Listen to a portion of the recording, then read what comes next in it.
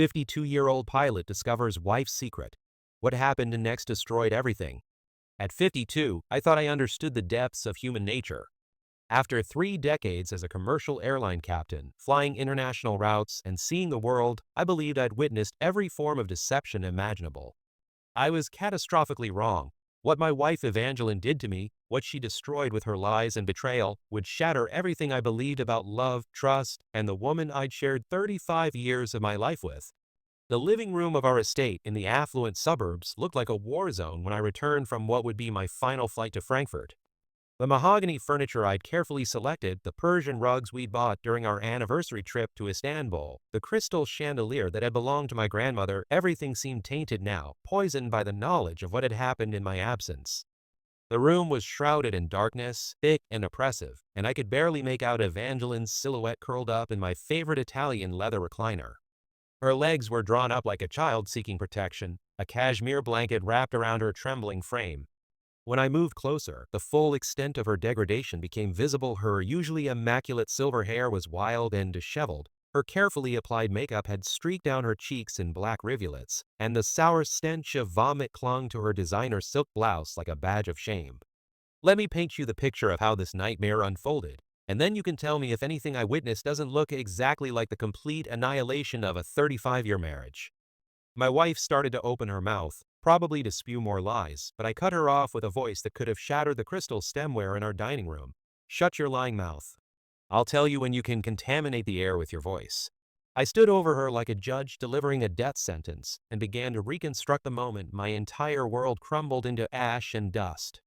It looked like I was walking through customs at O'Hare with my crew, exhausted but satisfied after another flawless transatlantic crossing, when 2 men in expensive suits materialized beside me like harbingers of doom. They flashed their badges with the cold efficiency of undertakers. Chicago Police Department detectives, they announced, and informed me I needed to come with them immediately. No explanations, no apologies for the humiliation, just the stark command that would begin the systematic destruction of everything I held sacred. They escorted me into one of those sterile immigration and naturalization services interrogation rooms that feel like holding cells for the condemned. The older detective, a weathered man whose eyes had seen too much human depravity, followed me inside and sealed the door with a finality that made my blood run cold. The room was a monument to despair, bare concrete walls, fluorescent lighting that buzzed like dying insects, and a single metal chair that looked like it belonged in an execution chamber. "Take a seat, Captain," he said with the tone of a man delivering a terminal diagnosis. Then came the question that would split my life into before and after. Where were you at 12 noon today? Through a gap in the industrial blinds, I could see the younger detective interrogating my crew in the hallway. Their confused faces, their gestures of bewilderment, they had no idea they were witnessing the public execution of their captain's reputation, their captain's life, their captain's soul. I looked at this detective like he'd just asked me to explain quantum physics to a toddler. "You do realize I'm a commercial airline captain who just completed a 9-hour flight from Frankfurt, that's in Germany, not some backwater suburb of Chicago. Since I've navigated through 7 time zones in the past 14 hours, I'll assume you mean Chicago time. In that case, I was commanding a Boeing 787-9 at 38,000 feet over the North Atlantic, maintaining a cruising speed of Mach 0.85. Here's my logbook, my flight plan, and my crew roster if you want to verify what any rational human being would consider an ironclad alibi." I opened my flight case with the precision of a surgeon, offering him documentation that could account for every second of my day. He didn't even glance at it, which should have been my first warning that this interrogation had nothing to do with facts or evidence or truth.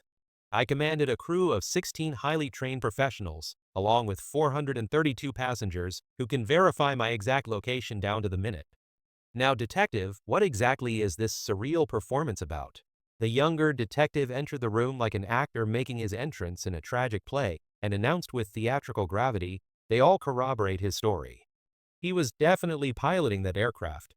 It was mesmerizing how quickly their demeanor transformed when they realized how spectacularly foolish they looked, how completely they'd humiliated themselves and me in the process. "Well, Captain Morrison, I deeply apologize for this inconvenience, but we're investigating a homicide that occurred earlier today." "A homicide?" I felt my professional composure beginning to crack like ice under pressure. "No one died on my aircraft, detective. I can guarantee you that." "No, sir, the murder took place here in Chicago." Since you've been in Europe for the past 4 days, you obviously have what most defense attorneys would call an unshakable alibi. Then who in God's name suggested I was involved in a murder? The question came out as a roar that probably echoed through the entire building. Your wife did, sir. The words hit me like a physical blow, like someone had driven a steel pipe into my solar plexus. My reaction was genuine, uncontrolled, and probably visible from space. What Evangeline's statement meant was that Lorenzo's friend, the man I'd asked to teach her lover a lesson with his fists, to break his nose and maybe a few ribs, definitely not to end his miserable existence, had gone far beyond what any reasonable person would call appropriate punishment. What did my wife say? What murder victim did she claim I killed? Wait, this has to be some kind of elaborate practical joke, right?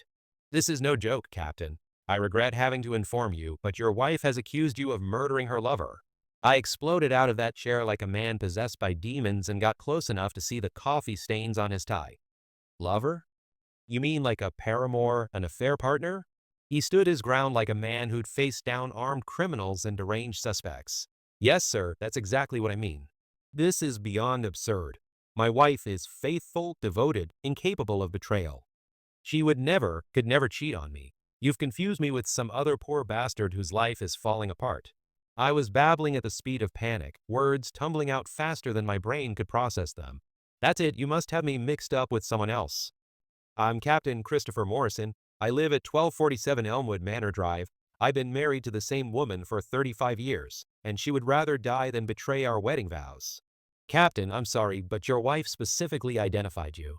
She claimed you discovered the affair and beat her lover to death in your driveway with an aluminum baseball bat. How could I beat anyone to death when I was piloting a commercial aircraft over the Atlantic Ocean? She knew I was in Frankfurt. She knew my flight schedule, my crew assignments, my entire itinerary. Explain that contradiction to me. Sir, she told us she believed you'd arranged to trade flights with another captain when you discovered she was having an affair. Stop saying that. The scream that came out of me was barely human, more like the sound a wounded animal makes when caught in a steel trap. My wife is not having an affair. She would never, under any circumstances, betray our marriage vows, betray me, betray everything we've built together over 3 decades. The detectives stared at me with the blank expressions of men who'd witnessed so much human misery that they'd lost the capacity for surprise or sympathy. I collapsed back into that metal chair and began sobbing like a child who'd lost everything that mattered in the world. For what it's worth, Captain, it appears your wife was manipulated by a professional predator. This bastard specialized in targeting women whose husbands traveled extensively for work.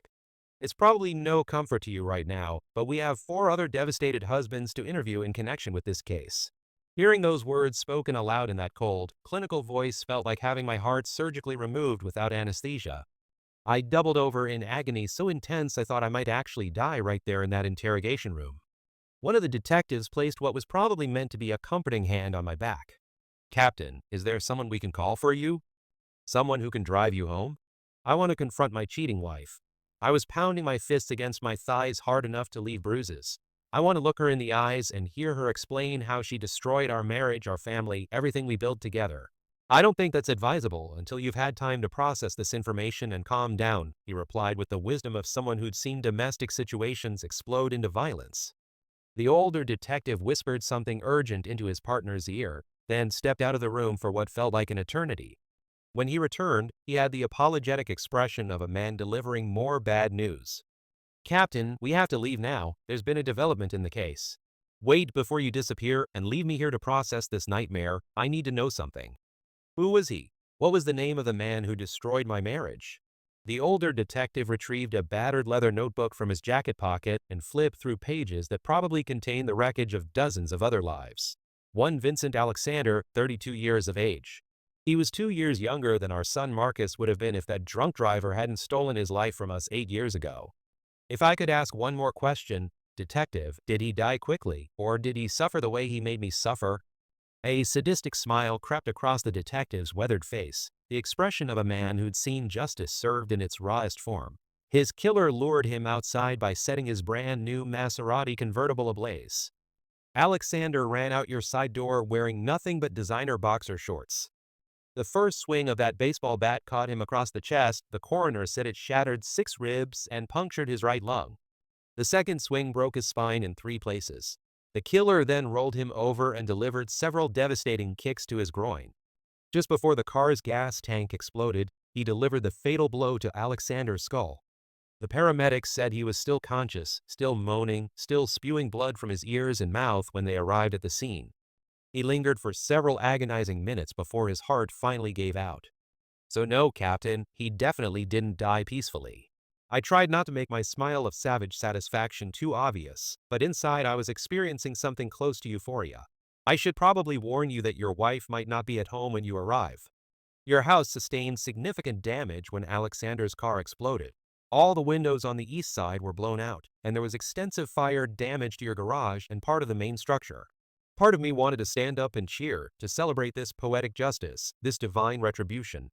Instead, I buried my face in my hands and began wailing like a man who'd lost everything he cared about in the world. The reality of what this meant for my marriage, my future, my entire existence hit me like an avalanche of despair, and I remained in that room, unable to move, until someone from immigration knocked on the door and informed us they needed the space. Somehow I managed to locate my car in the airport parking garage and navigate the familiar streets toward what remained of my home, my life, my shattered world. So now, Evangeline, you tell me, what about this situation doesn't look exactly like the complete annihilation of a 35-year marriage by a faithless, lying, cheating wife? But let me take you back 5 weeks earlier to the moment when the first hairline crack appeared in what I thought was the foundation of an unshakable marriage. Our neighborhood is an exclusive enclave of custom-built estates just west of Chicago's most affluent suburbs. In the late 1970s, there was a television show called Bewitched that featured a nosy neighbor named Gladys Kravitz, a busybody who was constantly spying on her neighbors through her curtains. In our upscale community, that role is filled by Lorenzo Castellano, an elderly widower who lives in the magnificent Tudor mansion directly across from our estate. Since Marianne, his beloved wife of 54 years, passed away last winter after a brief battle with cancer, Lorenzo has devoted his retirement to monitoring the comings and goings of our exclusive neighborhood. On pleasant days, he positions himself on his wraparound front porch, calling out greetings to joggers, dog walkers, and the occasional visitor. When the weather turns unpleasant, he stations himself in his bay window, waving at anyone who catches his attention like a benevolent monarch surveying his kingdom. Today was August 20th, and the weather was absolutely perfect 78 degrees with a gentle breeze that carried the scent of blooming jasmine from the community gardens. Lorenzo was maintaining his vigil wearing a vintage Hawaiian shirt in electric blue, pristine white shorts, and black dress socks pulled up to his knees. Most residents, especially Evangeline, avoided him like he carried some communicable disease, because engaging him in conversation was like opening a floodgate of neighborhood gossip and personal observations that could consume hours of your life. Since my international flight schedule kept me away from home for extended periods several times each month, I genuinely appreciated having Lorenzo keep watch over our property. He was always waiting for my return, eager to share whatever local drama had unfolded in my absence. I made it a practice to bring him small gifts from my travels. Swiss chocolates, French cognac, and Italian espresso beans were particular favorites that never failed to light up his face like a child's on Christmas morning. He rose from his wicker chair as I pulled my BMW into our circular driveway and beckoned me over with the enthusiasm of someone bursting to share exciting news. I could tell from his body language that he was practically vibrating with some piece of gossip, so I left my luggage in the trunk and crossed the street to hear whatever revelation he was dying to share. "That friend of yours certainly drives an impressive vehicle," he began with obvious admiration. "Friend? What friend are you referring to, Lorenzo?" "The gentleman who parked that stunning red sports car in your driveway 2 days ago." I assumed Evangeline would have mentioned it since she invited him into your home. He arrived at precisely 12:15 and remained for exactly 3.5 hours. I felt the first cold tendril of unease creep up my spine. What did this so-called friend look like? Handsome fellow, definitely the playboy type, expensive mirrored sunglasses, perfectly styled hair, wearing tailored khaki slacks and what looked like a designer polo shirt. Moved with the confidence of a man accustomed to getting whatever he wants. I tried to think of who among our social circle might fit that description. My first assumption was that one of my fellow pilots had purchased a new sports car and wanted to surprise me, perhaps hoping to reignite our ongoing debates about the relative merits of various luxury automobiles. I was a devoted Porsche enthusiast and had engaged in countless passionate discussions about European versus American sports cars with my colleagues. But who would have stayed for 3.5 hours? And why hadn't Evangeline mentioned this visit during our nightly phone conversations? I convinced myself the mystery driver wanted to surprise me with his new acquisition and had asked Evangeline to keep it secret. It seemed like the kind of harmless conspiracy that pilots occasionally engaged in to one-up each other. I was in our master bedroom unpacking my bags when Evangeline returned from her weekly shopping expedition to the upscale boutiques in downtown Chicago. She bounded up the curved staircase like a woman half her age and threw her arms around me with such force that she nearly knocked me off my feet. "How's my jet-setting lover boy?" she purred in my ear. To say this was a warmer greeting than I typically received would be the understatement of the century. We were soon lost in the kind of passion that had been absent from our marriage for far too long, and all thoughts of mysterious sports cars and unexpected visitors were temporarily forgotten in the heat of rediscovered desire. The remainder of that week felt like a second honeymoon. Evangeline was the perfect wife and lover, attentive and passionate in ways I hadn't experienced since our early years together. When we went out for dinner at La Bernardine, she wore one of the provocative outfits I'd bought her in Paris. Garments she'd previously dismissed as inappropriate for a woman approaching 50. She even wore silk stockings and a garter belt, accessories I discovered when she emerged from our car with deliberately calculated grace. When I departed for my next assignment the following Thursday, I felt more physically and emotionally satisfied than I had in years. She even slipped a handwritten note into my carry-on bag, something she hadn't done since our early years of marriage. I was quite possibly the most content pilot in the entire airline industry on that trip, counting the hours until I could return to this renewed version of our relationship. Unfortunately, Lorenzo was waiting with another bombshell when I returned home. "That friend of yours with the red Maserati visited again yesterday," he announced with barely contained excitement. I pressed him for additional details, feeling that same cold unease beginning to spread through my chest like ice water in my veins. "He's a younger man," Lorenzo chuckled. "Well, everyone seems younger to me at this stage of life.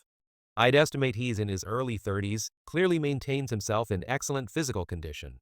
Very punctual fellow, arrived at exactly 12:30 and departed at precisely 4 o'clock. Who is this mysterious visitor, Christopher?" Once again, Evangeline greeted me at the door while I was still processing this information. I walked down the stairs and was rewarded with another passionate embrace and lingering kiss that should have filled me with joy, but instead felt somehow calculated, performed rather than genuine. When I broke free to catch my breath, Evangeline announced she was going to prepare what she called a culinary masterpiece from a recipe she discovered in Gourmet magazine. She'd purchased 2 prime dry-aged steaks from the most expensive butcher in the city and planned to feed me like the successful man I am. She handed me a crystal tumbler filled with my favorite single malt scotch and told me to relax while she handled everything. "I need to run to Whole Foods to pick up one final ingredient," she said, her voice dripping with artificial sweetness. "But you just sit back and let me take care of my hardworking husband." Red alert sirens were screaming in my brain like air raid warnings.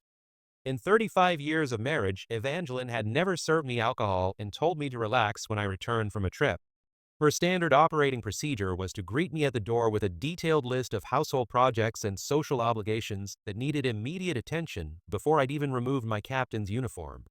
That suspicious voice in my head was shouting that she was drowning in guilt and desperately trying to assuage her conscience through excessive attention and domestic performance. I decided to conduct a discreet investigation to see if I could uncover anything that might explain her sudden transformation from dutiful but distant wife to passionate domestic goddess. The moment her Mercedes pulled out of our circular driveway, I hurried outside and began methodically searching through our garbage containers, looking for any evidence that might explain these mysterious visits. I wasn't sure exactly what I was hoping to find, perhaps discarded condom wrappers, receipts from intimate purchases, love letters, anything that might confirm or dispel my growing suspicions. The containers held nothing but ordinary household waste, food packaging, magazines, the usual detritus of affluent suburban life. I returned to our bedroom and began carefully examining Evangeline's personal belongings, starting with her lingerie drawer. Since she'd never given me the slightest reason to doubt her fidelity in 3.5 decades of marriage, I felt like a criminal violating her privacy, searching through her most intimate possessions for evidence of betrayal. Nothing seemed out of place or unusual. I checked her jewelry box, her nightstand drawers, every possible hiding place I could think of. The contents were exactly what I would have expected, the same items that had been there for years. Next, I opened the wicker hamper in her private bathroom. It was completely empty, which struck me as odd. Then I noticed something that made my heart skip several beats. Our bed linens were freshly laundered and perfectly pressed. This was unusual because they'd been changed the morning I'd left for Frankfurt, and Evangeline typically waited at least a week between washings. But I would need significantly more evidence than clean sheets to confront a woman I'd loved and trusted for 35 years with accusations of adultery. I spent several minutes searching through her extensive collection of designer shoes, looking through every box and bag in her walk-in closet, but found nothing that raised additional suspicions. Everything appeared normal, which somehow made me even more uneasy. I had to abandon my investigation when I heard the front door open. "Where's my jet pilot?" she called out in that artificially cheerful voice that was beginning to sound more suspicious with each passing hour. I decided to wait until the following morning to see if Evangeline would voluntarily mention her mysterious visitor. After all, there had to be an innocent explanation for everything I'd observed. I was grateful I'd chosen patience because she was absolutely insatiable in bed that night, more passionate and creative than she'd been in years. Over breakfast the next morning, I tried to create several natural openings in our conversation for her to mention the sports car or the visitor, but she never said a word about either. I was developing a sick feeling in the pit of my stomach that was growing stronger with each passing hour. After lunch, Evangeline announced she needed to run errands and invited me to join her for what she called a lovely afternoon of shopping together. I declined, explaining that I needed some time at home to catch up on personal matters. What I really needed was uninterrupted time to search for additional evidence. The moment her car disappeared around the corner, I resumed my investigation, beginning in the laundry room. There were two wicker baskets, one contained Evangeline's delicate garments, the other held our bed linens. That made 2 consecutive weeks where any potential evidence had been systematically laundered away before I could discover it. I needed to find a way to prevent this from happening a third time, so I decided to become proactive in protecting potential evidence. Ever since our airline had begun offering flights to Rome, Evangeline had been pressuring me to take her there for what she called the romantic vacation we've always dreamed of. Since it was a relatively new destination, I didn't have the seniority to hold Rome in my regular rotation, but I was able to arrange a trade with another captain for the following week. When I informed Lorenzo about my upcoming Rome assignment, his eyes lit up like fireworks on the 4th of July.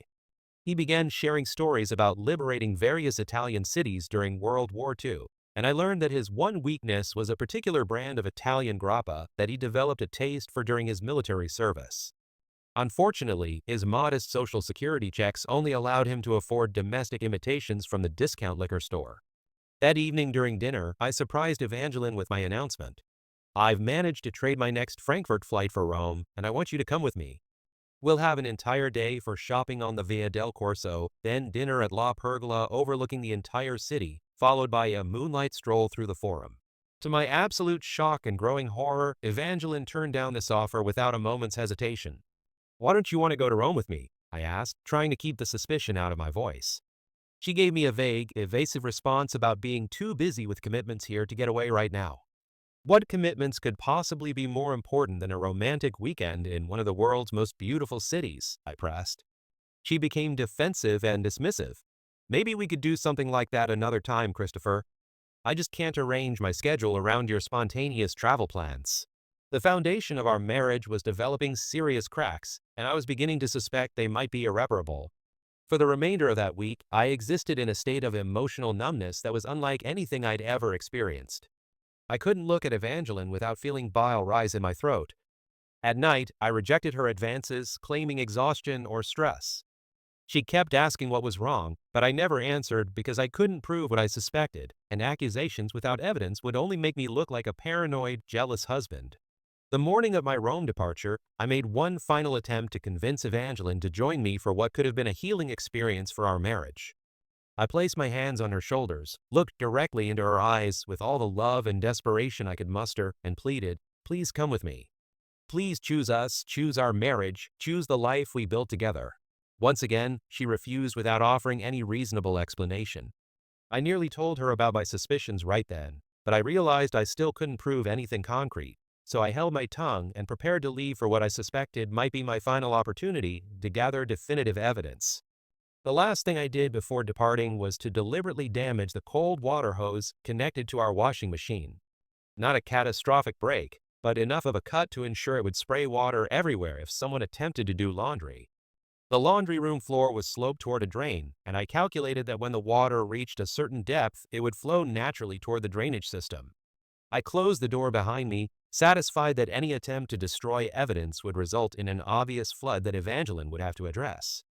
I was lost in tortured thoughts during my drive to O'Hare, genuinely worried about my ability to maintain the focus and concentration required to safely transport hundreds of passengers across the Atlantic. My co-pilot recognized something was seriously wrong after we reached cruising altitude and offered to take primary control of the aircraft. I admitted I was dealing with personal issues and spent most of the flight in the crew rest area, systematically tearing my soul apart as I contemplated the death of my marriage. Lorenzo had mentioned that the mysterious visitor maintained a precise schedule, arriving at exactly 12:30 each time. I took a calculated risk and called home at 12:45, hoping against hope that Evangeline would answer or that my voice on the answering machine might interrupt whatever was happening in my house. The phone was answered by our answering machine on the second ring. "You have reached the Morrison residence. Please leave a detailed message and we'll return your call as soon as possible." I began speaking with all the love and longing I could pour into my voice. "Evangeline, my beloved wife, I'm calling you from the most romantic city in the world, but without you here beside me, I might as well be in." The line went dead. Someone had disconnected the call, which meant someone was definitely in the house and monitoring incoming calls. I immediately dialed our number again. This time the phone rang continuously without being answered, which meant someone had turned off the answering machine to prevent any further interruptions. I could only hope that hearing my voice had put an end to whatever betrayal was taking place in our marital bedroom. True to my word, I never left my hotel room during my entire layover in Rome. By the time I was back in the cockpit for the return flight, I had mentally prepared myself for the end of my 35-year marriage. For once, Evangeline was actually home when I returned from my trip, but she looked like she'd been through a natural disaster. Without even greeting me or asking about my trip, she immediately launched into a loud, dramatic recitation of how our basement had flooded and everything stored there had been ruined by water damage. She became visibly angry when I told her I would examine the basement after I changed out of my uniform. I have to admit I was curious about why the water hadn't drained properly when I'd specifically chosen that location because of its drainage system. I put on casual clothes and went to the garage to retrieve my waterproof boots. The first thing I noticed was a wicker laundry basket positioned on top of our workbench. I could see our bed sheets along with a pair of Evangeline's most delicate undergarments on top of the pile. I discreetly slipped the undergarments into my pocket before entering the flooded basement. Water was still gushing from the damaged copper fitting, so I asked Evangeline why she had removed the entire hose instead of simply turning off the water valve. Her response was filled with irritation and defensiveness. I located the drain and discovered it had been deliberately blocked with old rags and towels. Once I cleared the obstruction, a whirlpool quickly formed and the water level began dropping rapidly. I told Evangeline to go upstairs and prepare coffee while I assessed the damage, but what I really wanted was privacy to examine the evidence I'd recovered.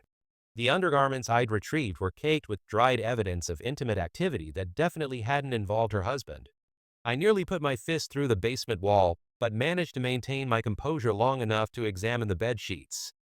There was an unmistakable stain in the exact center of the fitted sheet proof of adultery that no amount of lies or explanations could dispute. I moved the laundry basket to a location where it couldn't be easily seen and began running through various confrontation scenarios in my mind while I sorted through water-damaged items. I filled several large garbage bags with ruined belongings and began hauling them to the curb for pickup. As I was dragging the final bag to the street, Lorenzo called me over with an expression more serious than I'd ever seen on his face. "Let's go inside, Christopher. We need to have a private conversation." This was the first time in all our years as neighbors that Lorenzo had ever invited me into his home. He gestured toward an elegant leather chair in his study and took a seat across from me. "Captain," he began. "Lorenzo always addressed me by my professional title. I've known you since your family moved into this neighborhood 15 years ago. Your parents were closer to me than most of my own relatives." He held his hands clasped tightly in his lap, and I could see the weight of what he was about to tell me in his eyes. "I don't know any gentle way to communicate this, but your wife has been unfaithful to you, and as your friend, I cannot remain silent about what I've witnessed." The words hit me like a physical assault, even though I'd been expecting them. "When that man with the red Maserati came to your house yesterday, I crossed the street and positioned myself where I could observe what was happening through your living room windows. I'm deeply sorry to tell you this, but I watched them kissing passionately as they removed each other's clothing. I continued watching until they went upstairs to your bedroom. My worst fears had been confirmed by an eyewitness, and the pain was more intense than anything I'd ever experienced. It causes me profound anguish to see how she has disrespected and dishonored you, my friend. I want to express this as delicately as possible, but a betrayal of this magnitude cannot be allowed to go unpunished. Lorenzo leaned forward and spoke in a voice barely above a whisper. I have connections to individuals who operate outside conventional legal boundaries. Several of these individuals owe me significant favors from business relationships we maintained many years ago. My friend, all you need to do is say the word, and this piece of human garbage will never destroy another marriage. I swear on my deceased wife's memory that no harm will come to Evangeline, but she will definitely learn that actions have consequences. I remember mumbling something like, thank you for the offer, but I'm afraid our marriage is already beyond salvation. Lorenzo took my hands in his weathered grip and said with intense conviction, but it's not too late to prevent him from destroying other families the way he's destroyed yours. I turned toward him, looked directly into his eyes, and said two words that would change everything. Do it.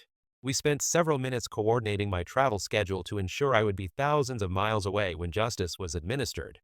I was in a complete daze as I walked back to my house, spending the rest of that evening debating whether Lorenzo had been serious about his offer or if grief over his wife's death had affected his judgment. I left the promised bottle of premium grappa on Lorenzo's doorstep the following morning, rang his doorbell, and quickly returned to my house to avoid any further conversation about our previous night's discussion. Fast forward to the present. It was nearly midnight when I rounded the final curve before reaching my house. Traffic was being controlled by a police roadblock, and an officer approached my car as I slowed to a stop. Sorry, sir, but only residents are being allowed through the perimeter. I handed him my driver's license, and his entire demeanor changed when he read the address and name. His face showed the awkward embarrassment of a man who realized he was talking to the central figure in a major news story. I'm very sorry, Mr. Morrison. Please proceed. I could see neighbors standing on their manicured lawns pointing at me as I drove past. A few waved with expressions that ranged from sympathy to morbid curiosity. There were several large television news trucks parked along the street, and the charred remains of Vincent Alexander's Maserati sat in my driveway like a monument to poetic justice. As I parked and began walking toward my house, one of the reporters spotted my captain's uniform, and I was immediately surrounded by a pack of journalists shouting questions simultaneously. The loudest voice kept screaming, "Did you kill him? Did you murder your wife's lover?" I held up my hand for silence, and camera flashes temporarily blinded me as I began to speak. Earlier today, I was informed by the Chicago Police Department that my wife of 35 years had been conducting an adulterous affair and that her lover had been murdered in my driveway. This occurred while I was commanding a commercial aircraft over the Atlantic Ocean, so no, I absolutely did not kill him. However, I would like to express my gratitude to whoever rid our community of that piece of human garbage. I had been rehearsing that exact statement during my entire drive home, and I was thrilled to finally have the opportunity to deliver it to a television audience that would broadcast my words across the entire metropolitan area. A police officer shouted, "Let the man through." I thanked him and walked through the pack of reporters, pausing for a moment to survey the damage to our property. I thought it created an excellent photo opportunity that would perfectly capture the destruction this man had brought to our family. All the windows facing the driveway were boarded up with plywood, and our three-car garage was nothing but a charred skeleton of twisted metal and concrete blocks. Thankfully, the solid brick construction had prevented the fire from spreading to the main structure of our home. I opened the front door and stepped inside to confront the woman who had annihilated everything we had built together over 3.5 decades. So now, Evangeline, you tell me what part of this situation doesn't look exactly like the complete and total destruction of our marriage by a lying, cheating, faithless wife who threw away 35 years of devotion for a few hours of passion with a professional predator. Evangeline wiped her face with the sleeve of her silk blouse, smearing her makeup even further.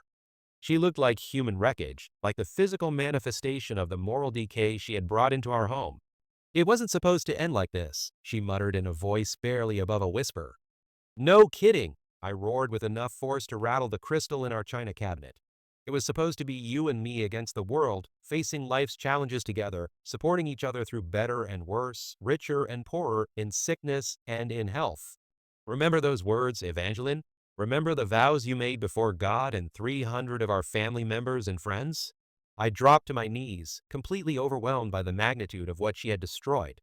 You didn't just betray me, you obliterated us, you annihilated our family, you incinerated our entire life together, you turned everything beautiful we created into ash and rubble." Evangeline remained silent, but I could hear her struggling to breathe. Her breathing sounded like someone suffering from a severe asthma attack, desperate for air that wouldn't come. Why? I buried my face in my hands, trying to process the incomprehensible nature of her betrayal. Why would you destroy everything we built together for a few moments of physical pleasure with a stranger? Evangeline began spewing apologies and protestations of love, but they sounded hollow and meaningless after what she had done. "I don't know why I did it, Christopher. You're the only man I've ever truly loved. I am so desperately sorry I hurt you, sorry I hurt us, sorry I destroyed everything beautiful in our lives. I wanted to inflict emotional pain on her that matched what she had inflicted on me. Did you know your precious lover was married to a woman who's 9 months pregnant? Their baby will grow up without a father because of your selfish, destructive choices. How does that feel, Evangeline? How does it feel to know you're partially responsible for destroying an innocent child's life?" "Oh God, no!" she screamed with the anguish of someone who had just realized the full scope of the destruction she had caused. "Did you know you weren't even special to him? The detective informed me they have several other betrayed husbands to interview as suspects. You were just another conquest to him, another married woman whose weakness he could exploit for his own gratification." She made a sound I'd never heard a human being make before, a wailing, keening noise like a wounded animal caught in a steel trap. "I swear to you, Christopher, I was going to end it today. I felt so guilty about ruining our chance to go to Rome together. I told him yesterday that it was over, that I couldn't continue betraying my husband." "Shut your lying mouth," I screamed with enough venom to poison the air between us. "You felt guilty about ruining Rome? You should have felt guilty the moment that bastard first approached you. You should have felt guilty when you invited him into our home. You should have felt guilty when you allowed him into our marital bedroom. And when exactly were you planning to break up with him? The police found him wearing nothing but his underwear, so don't you dare lie to me about your intentions." Evangeline began making that inhuman moaning sound again, rocking back and forth like someone experiencing a complete psychological breakdown. "I'm so sorry, Christopher. Please, I'm begging you, please find some way to forgive me. I had the most bitter, ironic thought. If you really had felt guilty about ruining our Rome trip, you would have ended the affair before that final encounter. You would have told him to go home to his pregnant wife instead of inviting him into our bed one last time. If you had done that, he would have been killed at someone else's house, and you would have gotten away with your betrayal completely. I would have continued living as the blissfully ignorant husband who thought his wife was faithful and devoted." I looked at her with disgust so pure it felt like a physical force. "Tell me the truth, Evangeline. How many other men have there been during our marriage? How many other times have you betrayed our vows while I was traveling, working to provide the luxurious lifestyle you've always demanded? I swear to God, Christopher, I swear on our son's memory, Vincent was the only one. There has never been anyone else. Why should I believe anything you say? You've proven yourself to be an accomplished liar, a master of deception. How do I know this isn't just another lie designed to minimize the extent of your betrayal?" Evangeline clutched her stomach and doubled over as if she was about to vomit. The physical manifestation of her guilt was almost as satisfying as the confession itself. "I never thought I would say this, but my mother was absolutely right about you from the very beginning. She despised you from the moment I first brought you home. Remember that day?